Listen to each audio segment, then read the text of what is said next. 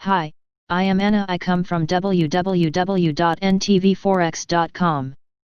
US divide over new stimulus package as existing measures are set to expire. http ntvforex.com News ID 983670 7/23/2025 25:15 am. Market movers today. With fiscal uncertainty coming lower after Tuesday's EU agreement and virus numbers generally under control, Europe, for now, seems less of a problem in investors' eyes. Instead, focus turns to the US, where Congress struggles to find common ground on a new stimulus package as temporary measures stand to expire and the coronavirus remains a cause of sporadic lockdowns. Today brings a range of confidence figures out of Europe as well as Swedish unemployment statistics. Selected market news.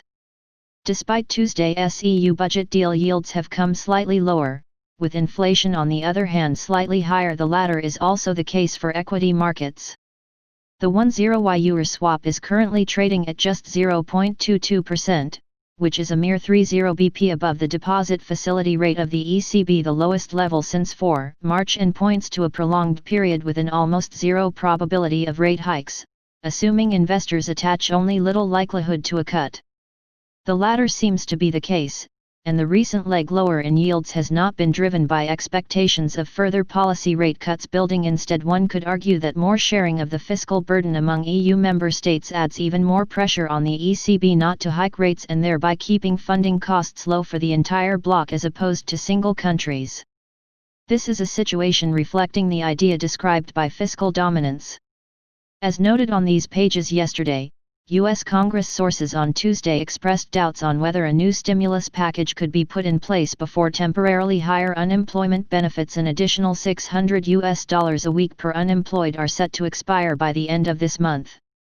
Negotiations on a new stimulus package have begun this week, and we expect the next stimulus package to include an extension of the higher benefits, but, unfortunately, as of today, it does not seem as though the negotiations will conclude before July 31st. However, we expect a reduction in the level of benefits, which could potentially slow the recovery. We cannot rule out the possibility of no extension, and if this materializes, we expect a more significant setback in the recovery. See more here. Research: US not extending higher unemployment benefits would lead to a significant negative income shock, July 22.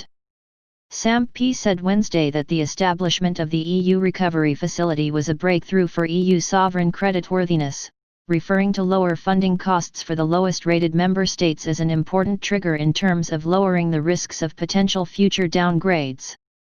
However, at the same time, the rating agency will also take into account longer-term structural effects when gauging the growth potential among EU sovereigns. Sam P. has so far not been the most aggressive agency in terms of downgrades, but other rating agencies will likely reach similar conclusions when assessing funding outlooks during future rating actions. Greece is up for review by Fitch on Friday, and it will be interesting to see what role the recent agreement has played in the rating decision. Download the full daily FX market commentary. Subscribe our channel to receive the news as soon as possible. Thank you for watching.